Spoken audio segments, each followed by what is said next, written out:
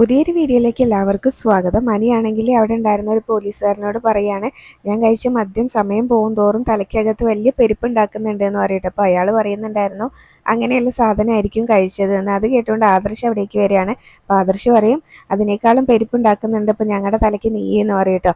ഏട്ടനും ഏട്ടത്തിയും വന്നായിരുന്നോ എന്ന് ഇങ്ങനെ ചോദിക്കുകയാണ്. അപ്പം നിന്നെ ഈ അവസ്ഥയിൽ എങ്ങനെ വീട്ടിലേക്ക് കൊണ്ടുപോകുന്നതെന്ന് ചോദിക്കുമ്പോൾ അനി പറയാണ്, ഞാൻ ഇന്നൊരു ദിവസം ഇവിടെ കഴിഞ്ഞോളാം കേട്ടോ. അപ്പോൾ ആരെ കാണാനാ ഇവിടെ കഴിയുന്നതെന്നൊക്കെ നയന ചോദിക്കുന്നുണ്ട്. അപ്പോൾ അനി പറയാണ്, ഞാനൊരു തെറ്റ് ചെയ്തിട്ടുണ്ട്, മദ്യപിച്ച് വാഹനം ഓടിച്ചു എന്നുള്ളത്. അപ്പം അതിന് ഫൈനൊക്കെ ഞങ്ങൾ അടച്ചോളാം എന്ന് ആദർശ് പറയാണ് കേട്ടോ. അപ്പോഴേക്കും അവിടേക്ക് വേറൊരു പോലീസുകാരൻ വന്നിട്ട് ആദർശിനോട് ചോദിക്കുകയാണ്, ഇത് സാറിൻ്റെ അനിയനല്ലേ? സാറിൻ്റെ അനിയൻ ഇപ്പോൾ മാഡത്തിനൊരു തലവേദനയായിരിക്കുകയാണ്. മാഡത്തിന് മാത്രമല്ല ഞങ്ങൾക്കും ഇടയ്ക്ക് ഇങ്ങനെ പോലീസ് വാഹനം തടഞ്ഞു നിർത്തിയാണ് മാഡത്തിനെ ശല്യം ചെയ്യുന്നതെന്ന് പറയുമ്പോൾ ആദർശിന് ദേഷ്യം വരുന്നുണ്ട് കേട്ടോ. അപ്പം നിനക്ക് എന്തിൻ്റെ കേടാ അനി? മര്യാദയ്ക്ക് ജീവിച്ചോണം, നീ ആഗ്രഹിക്കുന്ന പോലെ കാര്യങ്ങളൊന്നും നടക്കില്ല, അതുകൊണ്ട് മര്യാദയ്ക്ക് ജീവിക്കണം എന്ന് പറയട്ടെ. അപ്പോൾ ഞാൻ മര്യാദയ്ക്ക് തന്നെയാണ് ഇതുവരെ ജീവിച്ചുകൊണ്ടിരുന്നത്. ഇനിയിപ്പോൾ ഞാൻ അങ്ങനെ നമ്മുടെ തറവാടിന് ഒരു അപമാനമാണെങ്കിൽ എന്നെ തറവാട്ടിൽ നിന്ന് പുറത്താക്കിക്കോട്ടെ, കുടിയനായ എന്നെ ബ്രാഞ്ചിൽ നിന്നും എടുത്ത് കളഞ്ഞോട്ടെ, ഞാൻ വല്ല കവിത എഴുതി ജീവിച്ചോളാം എന്ന് പറയുമ്പോൾ ഇങ്ങോട്ട് വന്നേന്ന് പറഞ്ഞിട്ട് ആദർശ് അനീനെ വിളിച്ചുകൊണ്ട് അവിടെ നിന്ന് അങ്ങ് പോരുന്നുണ്ട് കേട്ടോ. അപ്പോൾ അയാൾ രണ്ടുപേരും കൂടെ, ആ രണ്ട് പോലീസുകാരും കൂടെ പറയുന്നുണ്ടായിരുന്നു, അനന്തപുരിയിലെ പയ്യനാണ്, മാഡം ഒന്ന് മനസ്സ് വെച്ചാൽ ഈ SI ജോലിയൊക്കെ കളഞ്ഞിട്ട് സുഖമായിട്ട് ജീവിക്കാം, അങ്ങനെയാണെങ്കിൽ നമ്മൾ രക്ഷപ്പെടും. മാഡം വരുന്നതിന് മുന്നേ 10 ഇങ്ങനെ കാശുണ്ടാക്കിയതായിരുന്നു, ഇപ്പം കീശ കാലിയായി എന്ന് പറയട്ടോ.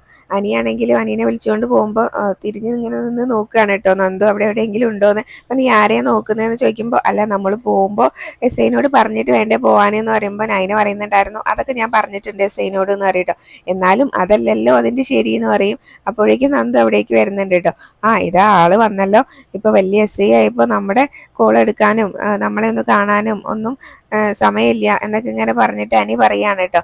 അപ്പോൾ ആ സമയത്ത് ആദർശാണെങ്കിലും കുറേ അനീനെ കുറ്റപ്പെടുത്തുന്നുണ്ടായിരുന്നു. നിനക്ക് എന്തിൻ്റെ കേടാ? നന്ദു ആണെങ്കിൽ ഒരു ഉത്തരവാദിത്തപ്പെട്ട പൊസിഷനിലാണ് ഇരിക്കുന്നത്, അപ്പോൾ നീ ഇങ്ങനെ ശല്യം ചെയ്യാൻ പാടുണ്ടോ എന്നൊക്കെയാണ് ചോദിക്കുന്നത്. അപ്പോൾ പോലീസുകാരെങ്ങനെ ശല്യം ചെയ്തിട്ടുണ്ടെങ്കിൽ അവരെ പിടിച്ച് ലോക്കപ്പിലിടാനുള്ള വകുപ്പുണ്ടല്ലോ, അതും പ്രത്യേകിച്ച് ഒരു വനിതാ SIക്ക് എന്ന് പറയട്ടോ. ഞാനിന്ന് ഇവളെന്നെ ഇങ്ങോട്ട് കൊണ്ടുവന്നപ്പോൾ എൻ്റെ ദേഹത്ത് കൈവയ്ക്കുന്നാണ് വിചാരിച്ചത്, പക്ഷേ അതൊന്നും ഉണ്ടായില്ല, ഭീഷണി മാത്രമേ ഉണ്ടായുള്ളൂ എന്ന് പറയട്ടോ. പിന്നീട് നയന ചോദിക്കുന്നുണ്ടായിരുന്നു, ഇങ്ങനൊരു അവസ്ഥയിൽ അനീനെ എങ്ങനെ വീട്ടിലേക്ക് കൊണ്ടുപോകാന്ന്. അപ്പോൾ നന്ദു അറിയാം എന്തിനാ കൊണ്ടുപോകാതിരിക്കുന്നത്, എല്ലാവരും അറിയട്ടെ മൂർത്തി സാറിൻ്റെ കൊച്ചുമോൻ ഇതാണെന്നുള്ളത് എന്നിങ്ങനെ പറയൂട്ടോ. എങ്ങനെയാണെന്നുള്ളതെന്ന് പറയുമ്പോൾ നയന പറയാണ്, ഇങ്ങനെ കൊണ്ടുപോയിട്ടുണ്ടെങ്കിൽ അവിടെ പറയാൻ ആളുണ്ടാവും, നീ കാരണമാണ് അവൻ കുടിച്ചതെന്ന്. അപ്പം അനീനോട് നന്ദു തന്നെ ചോദിക്കുന്നുണ്ട് കേട്ടോ, എന്തിനാ അനി അങ്ങനെ ഒരു സാഹചര്യം ഉണ്ടാക്കുന്നതെന്ന്. അപ്പോൾ ഞാൻ വിളിച്ചാലൊന്ന് കോൾ എടുക്കുകയോ ഒക്കെ ചെയ്തിട്ടുണ്ടെങ്കിൽ അങ്ങനെ ഒരു സാഹചര്യം ഉണ്ടാവില്ലല്ലോ എന്നാണ് കേട്ടോ അനി പറയുന്നത്. പിന്നെ അത് മാത്രമല്ല, ഞാനിനി ഇങ്ങനെ ഇവിടുന്ന് പോയിട്ടുണ്ടെങ്കിലും ഞാനിങ്ങനെ ഇവിടെ വന്ന് ഇടയ്ക്കൊന്ന് നന്ദുവിനെ കണ്ടിട്ട് അങ്ങ് പോയിക്കോളാം എന്ന് പറയുമ്പോൾ ഇടയ്ക്ക് പോലീസ് സ്റ്റേഷനിൽ ഒരു കാരണമില്ലാതെ വരുന്നതും തെറ്റാണ് എന്നൊക്കെയാണ് കേട്ടോ നന്ദു പറഞ്ഞു കൊടുക്കുന്നത്. പിന്നീട് അനീനെ നിർബന്ധിച്ച് അങ്ങ് വലിച്ചുകൊണ്ട് പോകുന്നുണ്ടായിരുന്നു. ആദർശ് വണ്ടിയിൽ കയറിയിരിക്കുമ്പോഴും, ഏട്ടാ എനിക്കിപ്പോൾ മദ്യപിച്ചപ്പോൾ ഇങ്ങനെ കവിതയാണ് എൻ്റെ മനസ്സിലേക്ക് വരുന്നത്, അതൊരു പ്രേമഗാനാണ് എന്ന് പറയും. അപ്പോൾ ആദർശ് മിണ്ടായിരിക്കടാന്ന് പറഞ്ഞിട്ട് വണ്ടിയെടുത്ത് പോകുന്നുണ്ട് കേട്ടോ. പിന്നീട് വഴിയിൽ നിർത്തിയിട്ട് മോരൊക്കെ വാങ്ങിച്ചു കൊടുക്കുന്നുണ്ടായിരുന്നു അനിയുടെ കെട്ടൊന്ന് ഇറങ്ങാൻ വേണ്ടിയിട്ട്. അപ്പം അതും കുടിക്കാൻ കൂട്ടാക്കുന്നില്ല കേട്ടോ. കുടിക്കടാന്ന് പറഞ്ഞാൽ നിർബന്ധിച്ച് എന്തായാലും കുടിപ്പിക്കുന്നുണ്ട്. ഈ അവസ്ഥയിൽ വീട്ടിലേക്ക് കൊണ്ടുപോയിട്ടുണ്ടെങ്കിൽ പ്രശ്നമാണല്ലോ, മുത്തശ്ശനൊക്കെ അറിഞ്ഞിട്ടുണ്ടെങ്കിൽ. അതുകൊണ്ട് തന്നെ നിർബന്ധിച്ച് മോരൊക്കെ കുടിപ്പിക്കുന്നുണ്ട്. പിന്നീട് അതുപോലെ തന്നെ അനി ഇതിൻ്റെ വല്ല ആവശ്യമുണ്ടോ എന്നൊക്കെ നയനെ ചോദിക്കുമ്പോഴും, അത് ഏട്ടത്തി നന്ദുവിനോട് ചോദിച്ചാൽ മതി, അവൾക്ക് ഞാൻ വിളിക്കുമ്പോൾ ഒന്ന് ഫോൺ എടുക്കാലോ, അല്ലെങ്കിൽ ഞാൻ കാണണമെന്ന് പറയുമ്പോൾ ഒന്ന് കാണാലോ, എന്നാൽ പിന്നെ ഞാൻ ഇങ്ങനെയൊന്നും ചെയ്യില്ലല്ലോ എന്ന് പറയുമ്പോൾ, നിനക്ക് വേണ്ടിയിട്ട് അവൾ എന്തായാലും അവളുടെ സ്വഭാവം മാറ്റാൻ പോകുന്നില്ല എന്നിങ്ങനെ നയന പറയുമ്പോൾ, എന്നാൽ പിന്നെ ഞാൻ എൻ്റെ ഈ സ്വഭാവം മാറ്റുന്നില്ല എന്ന് പറയട്ടെ. അപ്പം എന്താ അവൻ പറയുന്നതെന്ന് ചോദിച്ചുകൊണ്ട് ആദർശ് വരും. പറഞ്ഞിട്ട് കാര്യമില്ല, ഇപ്പം ഒന്നും അങ്ങോട്ട് കയറില്ലല്ലോ എന്ന് നയന പറയുകയാണ്. പിന്നീട് എന്തായാലും അവർ വീട്ടിലേക്ക് വരുന്നുണ്ട്. അപ്പോൾ അതുപോലെ തന്നെ ദേവയാനിക്ക് ആകെ ടെൻഷനായിരിക്കുകയാണ് കേട്ടോ, എനിക്ക് എന്താ പറ്റിയെന്ന് അറിയാൻ വേണ്ടിയിട്ട്. അപ്പോൾ അതുപോലെ തന്നെ ജയനാണെങ്കിലും പറയുന്നുണ്ടായിരുന്നു, അവൻ ഇപ്പോൾ ബ്രാഞ്ചിലേക്കൊന്നും പോകുന്നില്ല, ഇനിയിപ്പോൾ അവിടെ ചെന്നാൽ തന്നെ അവിടുത്തെ കാര്യങ്ങളൊന്നും നോക്കുന്നില്ല എന്നാണ് അവിടുത്തെ മാനേജർ പറഞ്ഞത്. ഇടയ്ക്ക് ഞാനും അജയനൊക്കെ ചെന്നാണ് അവിടുത്തെ കാര്യങ്ങളൊക്കെ നോക്കുന്നത് എന്ന് പറയൂ കേട്ടോ. അപ്പോൾ അവൻ്റെ ഉള്ളിൽ എന്തെങ്കിലും വിഷമമുണ്ടോ അതോ നമുക്കറിയില്ലല്ലോ എന്നൊക്കെ ദേവയാനി പറയുകയാണ്. പിന്നെ എന്തായാലും അവർ വീട്ടിലേക്ക് എത്തുന്നുണ്ട്. വീട്ടിലേക്ക് എത്തുന്ന സമയത്ത് അനി വണ്ടിയിൽ നിന്ന് ഇറങ്ങാൻ കൂട്ടാക്കുന്നില്ല കേട്ടോ. ഞാൻ വണ്ടിയിൽ തന്നെ ഇരുന്നോളാം എന്നാണ് പറയുന്നത്. അങ്ങനെ ഇപ്പോൾ നീ വണ്ടിയിൽ ഇരിക്കേണ്ട എന്ന് പറയും. അപ്പോൾ കയറുന്ന സമയത്ത് തന്നെ ജയനെയും ദേവയാനീനെയും അവിടെ കാണുമ്പോൾ, അയ്യോ വല്യമ്മയും വല്യച്ഛനും എന്ന് പറയട്ടോ. അപ്പോൾ അവരോട് ഞാനാണ് നിന്നെ കൊണ്ടുവരുന്ന സമയത്ത് ഹാളിൽ ഉണ്ടാവണം എന്ന് പറഞ്ഞതെന്ന് പറയട്ടോ. ഞാൻ വരുന്നില്ല എന്ന് പറഞ്ഞിട്ട് അങ്ങനെ ആദർശിൻ്റെ ബാക്കിലേക്ക് അങ്ങ് നിൽക്കുമ്പോൾ ആദർശ് പിടിച്ചു വലിച്ചങ്ങ് കൊണ്ടുപോകുന്നുണ്ട്. അപ്പോൾ എന്താ എനിക്ക് പറ്റിയതെന്ന് ചോദിച്ചുകൊണ്ട് അനിയുടെ നിൽപ്പൊന്നും അത്ര ശരിയല്ലല്ലോ, എനിക്ക് എന്തെങ്കിലും തളർച്ച ഉണ്ടോ എന്നൊക്കെ ചോദിച്ചുകൊണ്ട് ദേവയാനി വരികയാണ് കേട്ടോ. അപ്പോൾ നല്ല തളർച്ചയുണ്ട് എന്ന് നയന പറയുകയും ചെയ്യും.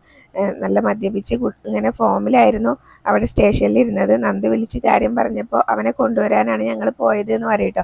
അപ്പോൾ ദേവയാനിക്ക് അങ്ങ് ദേഷ്യം വന്നിട്ട് അനിയുടെ കോളറിനൊക്കെ കുത്തി പിടിച്ചിട്ട് നിനക്ക് എന്തിൻ്റെ കേടാ എന്നൊക്കെ ചോദിക്കുന്നുണ്ടായിരുന്നു. പിന്നെ എന്തായാലും പെട്ടെന്ന് ജയൻ വന്നിട്ട് ദേവയാനിനെ പിടിച്ച് മാറ്റിയാണ്. ഇപ്പം എന്ത് പറഞ്ഞിട്ടും കാര്യമില്ല, ഇനിയിപ്പോൾ ശബ്ദം കേട്ട അച്ഛനും അമ്മയും ഉണരണ്ട, അവരിതൊന്നും അറിയണ്ട എന്ന് പറയാണ് കേട്ടോ. എന്നിട്ട് അനീനെ കൊണ്ടുപോയിട്ട് കിടത്താൻ പറയുകയാണ്. ആദർശാണെങ്കിലും അനീനെ വിളിച്ചുകൊണ്ട് അവിടെ നിന്ന് പോകുന്നുണ്ട്. പിന്നീട് നയനയോട് സംസാരിക്കുകയാണ്. അപ്പം നയന പറയുന്നുണ്ടായിരുന്നു, അനിയാണെങ്കിൽ മനഃപൂർവ്വം മദ്യപിച്ച് ചെക്കിങ്ങുള്ള സ്ഥലത്തേക്ക് വന്നതാണ്. നന്ദുവാണ് എന്നോട് വിളിച്ച് കാര്യങ്ങളെല്ലാം പറഞ്ഞത്. അനി ഇങ്ങനെ അവളുടെ പിറകെ ഇപ്പോഴും നടക്കുകയാണ്. അവൾ നമ്മുടെ വാക്കൊക്കെ കേൾക്കുന്നുണ്ട്, പക്ഷെ അനി ഇങ്ങനെ അവളുടെ പിറകെ നടന്നാൽ പിന്നെ എന്താ ചെയ്യാന്ന് പറയും കേട്ടോ. അത് കേൾക്കുമ്പോൾ ദേവയാനി നയനയ്ക്ക് പറഞ്ഞു കൊടുക്കുകയാണ്, ഇനി എന്തൊക്കെ വന്നാലും അവളുടെ മനസ്സ് മാറരുത് എന്നൊന്ന് പറഞ്ഞേക്കണേ എന്നിങ്ങനെ പറയുമ്പോൾ അതൊക്കെ ഞാൻ പറയുന്നുണ്ടെന്ന് നയന ദേവയാനിയോട് തിരിച്ച് പറയുകയും ചെയ്യുന്നുണ്ട്. പിന്നെ എന്തായാലും ജയൻ പറയുകയാണ്, ഇനി മോള് പോയി കിടന്നോ, സമയം കുറേ ആയല്ലോ എന്ന് പറയുമ്പോൾ നയന എന്തായാലും അവിടെ നിന്ന് അങ്ങ് പോവുകയാണ്. അതിനുശേഷം ജയനാണെങ്കിലും ദേവയാനിയോട് പറയുന്നുണ്ടായിരുന്നു, ഇവിടെ നിന്നെ അച്ഛനെ കുറച്ച് പേടിയുള്ളൂ എനിക്ക്, അതുകൊണ്ട് നീ രാവിലെ അച്ഛനോട് ഈ കാര്യമൊന്നും പറയാൻ പറ്റില്ല, അതുകൊണ്ട് നീ രാവിലെ അവനെ നന്നായിട്ടൊന്ന് ഉപദേശിക്കണം എന്ന് ദേവയാനിയോട് പറയുന്നുണ്ടായിരുന്നേ. പിന്നീട് അനാമികേനെയാണ് കാണിക്കുന്നത്. അനാമിക വീട്ടിലാണല്ലോ, നെക്ലേസിൻ്റെ കാര്യം എല്ലാവരും അറിഞ്ഞപ്പോൾ പിന്നെ അനന്തപുരിയിലേക്ക് പോയിട്ടില്ല. അതുകൊണ്ട് അനന്തപുരിയിലേക്ക് പോകാൻ വേണ്ടിയിട്ട് നിർബന്ധിച്ചുകൊണ്ടിരിക്കുകയാണ് കേട്ടോ വേണും അതുപോലെ തന്നെ രേവതിയും കൂടെ. അനാമികയാണെങ്കിലും ആ സമയത്ത് പറയുന്നുണ്ടായിരുന്നു, അനിയുടെ വല്യമ്മ കൂടെ ഉണ്ടായിരുന്നപ്പോൾ ഒരു ആത്മവിശ്വാസമൊക്കെ ഉണ്ടായിരുന്നു, ഇപ്പോൾ അവർ മറുപക്ഷത്തായല്ലോ എന്ന് പറയും. അപ്പോൾ രേവതി പറയാണ്, ഇനിയിപ്പോൾ അവരുടെ മരുമകളുടെ വാക്കല്ലേ കേൾക്കുള്ളൂ, അവളല്ലേ ഇങ്ങനെ അവർക്ക് കരൾ കൊടുത്ത് സഹായിച്ചത് എന്ന് പറയും കേട്ടോ. അപ്പോൾ എന്തായാലും തിരിച്ചു പോകണം എന്നാണ് പറയുന്നത്. അപ്പോൾ ഇനിയിപ്പോൾ ഞാൻ ചെന്നിട്ടുണ്ടെങ്കിൽ ഇതിൻ്റെ പേരിലായിരിക്കും അവിടെ ഇങ്ങനെ ചോദ്യം ചെയ്യുന്നത് എന്നൊക്കെ ഇങ്ങനെ പറയുന്നുണ്ട്. അപ്പോൾ വേണു പറയും, മോള് ഇവിടെ ഇങ്ങനെ നിന്നിട്ടുണ്ടെങ്കിൽ മോൾക്ക് തന്നെയാണ് അതിൻ്റെ നഷ്ടം, അതുപോലെ തന്നെ നയനയും നവ്യൊന്നും അവിടെ എന്ത് സംഭവിച്ചാലും അവിടെ നിന്ന് പടി ഇറങ്ങില്ല, മോൾ അങ്ങനെയല്ലല്ലോ, കുറച്ച് കഴിയുമ്പോൾ അവിടെ നിന്ന് പടി ഇറങ്ങും, അതുവരെ നമുക്ക് ഇങ്ങനെ എന്തെങ്കിലും നേട്ടം ഉണ്ടാവുന്ന അതുവരെ അവിടെ പിടിച്ചു നിൽക്കണം എന്നല്ലേ നമ്മൾ ഉദ്ദേശിച്ചിട്ടുള്ളൂ, അതുകൊണ്ട് മോൾ അവിടേക്ക് പോകണം എന്ന് പറഞ്ഞു കൊടുക്കുകയാണ് കേട്ടോ. അപ്പോൾ എന്തായാലും പിന്നീട് അനിയുടെ അമ്മ ഇപ്പോഴും വിളിച്ചിരുന്നു, മോൾ അവിടെ നിന്ന് ഇങ്ങനെ മാറി നിന്നിട്ടുണ്ടെങ്കിൽ ശരിയാവില്ല എന്ന് തന്നെയാണ് പറഞ്ഞത്, മോളുടെ കൂടെ കുറച്ച് നിൽക്കുന്നുണ്ട് അവരും എന്ന് പറയും കേട്ടോ. അപ്പോൾ എന്തായാലും മോൾ അങ്ങോട്ട് പോകണം എന്നൊക്കെ പറഞ്ഞ് അനാമികേനെ എന്തായാലും തിരിച്ചയക്കുന്നുണ്ട് കേട്ടോ. അപ്പോൾ അവരിങ്ങനെ കാര്യങ്ങളൊക്കെ പറയുമ്പോൾ അനാമിക പറയാണ്, ഞാൻ അങ്ങോട്ട് പോവാമെന്ന് പറയും. അപ്പോൾ എന്തായാലും വേണൂര് രേവതിക്ക് സന്തോഷമാവുന്നുണ്ട് കേട്ടോ. പിന്നീട് അവിടുന്ന് വന്ന ശേഷം അനന്തപുരിയിലെത്തിയ ശേഷം ദേവയാനിയുടെ അടുത്തേക്കാണ് കേട്ടോ വല്യമ്മേ എന്ന് വിളിച്ചുകൊണ്ട് ചെല്ലുന്നത്. ആ മോള് വന്നോ എന്ന് ചോദിക്കും കേട്ടോ. അപ്പോൾ ഞാൻ ഇങ്ങോട്ട് വന്നിട്ടും എന്നെ ഇവിടെ സ്നേഹിക്കാൻ ആരും ഇല്ലല്ലോ, അതുകൊണ്ടാണ് ഞാൻ അവിടെ തന്നെ നിന്നത്, പിന്നെ അച്ഛനും അമ്മയ്ക്കും ഒരേ നിർബന്ധം ഞാൻ ഇങ്ങോട്ട് വരണം എന്നുള്ളത്, അതുകൊണ്ട് വന്നാണെന്ന് പറയുമ്പോൾ മോൾ അങ്ങനെയൊന്നും ചിന്തിക്കേണ്ട, ഒരു സമയത്ത് ആദർശും നയനയും എങ്ങനെയായിരുന്നു, ഇപ്പോൾ ഒരു നിമിഷം പോലും ആദർശിനെ നയനേനെ പിരിഞ്ഞിരിക്കാൻ പറ്റില്ല എന്നിങ്ങനെ പറയുമ്പോൾ അനാമിക ഇങ്ങനെ മനസ്സിലോർക്കുകയാണ്, അതെങ്ങനെ പറ്റും, അങ്ങനെ കല്യാണത്തിന് മുന്നേ ഒരു കുഞ്ഞിനെ വരെ ജനിപ്പിച്ചില്ലേ, എന്നിട്ട് അവളാണെങ്കിൽ കടിച്ചു തൂങ്ങി ഇവിടെ നിൽക്കല്ലേ, അപ്പോൾ പിന്നെ അവളെ സ്നേഹിക്കാതിരിക്കാൻ പറ്റില്ലല്ലോ എന്നൊക്കെ ഇങ്ങനെ മനസ്സിലോർക്കുകയാണ് കേട്ടോ അനാമിക. പിന്നീട് ദേവയാനിയാണെങ്കിലും അനാമികേനോട് ഇങ്ങനെ ചോദിക്കുകയാണ്, ഞാൻ മോള് വരുമ്പോൾ ഇങ്ങനെ ഒരു കാര്യം ചോദിക്കാനിരിക്കുകയായിരുന്നു, അന്ന് ഇങ്ങനെ മോൾക്കൊരു വീട് വെച്ച് തരാമെന്ന് പറഞ്ഞിട്ട് മോളുടെ അച്ഛൻ ഇങ്ങനെ കുറച്ച് സ്ഥലം കൊണ്ടുപോയി കാണിച്ചിരുന്നില്ലേ, അതിൽ വീട് വെക്കുന്ന കാര്യം എന്തായി, ആ സ്ഥലമാണെങ്കിൽ എനിക്ക് നന്നായിട്ട് ഇഷ്ടപ്പെട്ടു, നമുക്ക് ഒരിക്കൽ കൂടി അത് കാണാൻ പോയാലോ എന്നൊക്കെ ഇങ്ങനെ ചോദിക്കുകയാണ് കേട്ടോ. അപ്പം അനാമികയ്ക്കാണെങ്കിൽ ഒരു ഉരുണ്ട് കളി, എന്നിട്ട് ഇങ്ങനെ പറയുന്നുണ്ടായിരുന്നു, അതിപ്പോൾ ഞാനും അനിയും നല്ല രീതിയിലല്ലല്ലോ പോകുന്നത്, അതുകൊണ്ടായിരിക്കും പിന്നെ അതിൽ വീട് പണിയൊന്നും തുടങ്ങാത്തത്, ഇപ്പോൾ തുടങ്ങണ്ടെന്ന് വിചാരിച്ചതെന്ന് പറയുമ്പോൾ എന്നാൽ പിന്നെ എന്തിനാ പിന്നെ ഇങ്ങനെ കോടികൾ കൊടുത്ത് അച്ഛൻ ഇങ്ങനെ സ്വർണം ഇങ്ങനെ വിറ്റിട്ട് അത് വാങ്ങിച്ചത്, അഡ്വാൻസ് കൊടുത്തു എന്നൊക്കെ ചോദിക്കുന്നുണ്ട് കേട്ടോ. അപ്പോൾ അതെന്താണെന്നറിയില്ല, നമുക്ക് ഒരിക്കൽ കൂടെ ആ സ്ഥലം കാണാൻ പോകാമെന്ന് പറയുമ്പോൾ ഞാൻ എന്തായാലും അച്ഛനെ വിളിച്ച് പറയാം എന്നൊക്കെ പറയാണ് കേട്ടോ. അപ്പോൾ ഒരുപാട് സ്ഥലത്ത് ഇങ്ങനെ കുറേ ഭൂമി വാങ്ങിച്ചിട്ടുണ്ട്, അതൊന്നും എനിക്കറിയില്ല എന്നൊക്കെ ഇങ്ങനെ പറഞ്ഞ് എന്തായാലും ദേവയാനി വിടാൻ ഉദ്ദേശിക്കുന്നില്ല എന്നുണ്ടപ്പോൾ അനാമിക വിളിച്ച് കാര്യങ്ങളൊക്കെ രേവതിനെയും വേണുവിനെയും അറിയിക്കുന്നുണ്ട് കേട്ടോ. അപ്പോൾ രേവതിയാണ് ആദ്യം തന്നെ കോൾ എടുക്കുന്നത്.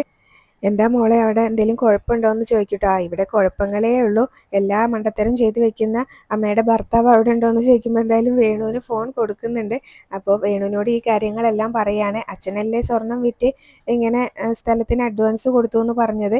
ഇപ്പോൾ ആ സ്ഥലം അവർക്ക് കാണണം പോലും. അവർ രണ്ടും കൽപ്പിച്ച് തന്നെയാണ്, കള്ളത്തരം കയ്യോടെ പിടിക്കാനാണ്. അങ്ങനെ കള്ളത്തരം പിടിച്ചിട്ടുണ്ടെങ്കിൽ എന്നെ ഇവിടുന്ന് മൂടോടെ പിഴുത് പുറത്ത് കളയും എന്ന് പറയാം കേട്ടോ. അങ്ങനെ പോര് തുടങ്ങാനാണെങ്കിൽ നമുക്കും അങ്ങ് തുടങ്ങാം. എന്തായാലും അച്ഛന് ആ സ്ഥലം കാണാനുള്ള വല്ല ഏർപ്പാടും ഉണ്ടാക്കുന്നൊക്കെ വേണുവിനോട് അനാമിക പറയുമ്പോൾ ആ മോള് ടെൻഷൻ അടിക്കേണ്ട, അച്ഛൻ എന്തെങ്കിലും വഴി ഉണ്ടാക്കാന്ന് പറഞ്ഞ് കോള് കട്ട് ചെയ്യുമ്പോൾ അനാമിക ടെൻഷൻ അടിച്ച് നിൽക്കുന്നു കാണിച്ചാട്ടോ ഇന്നത്തെ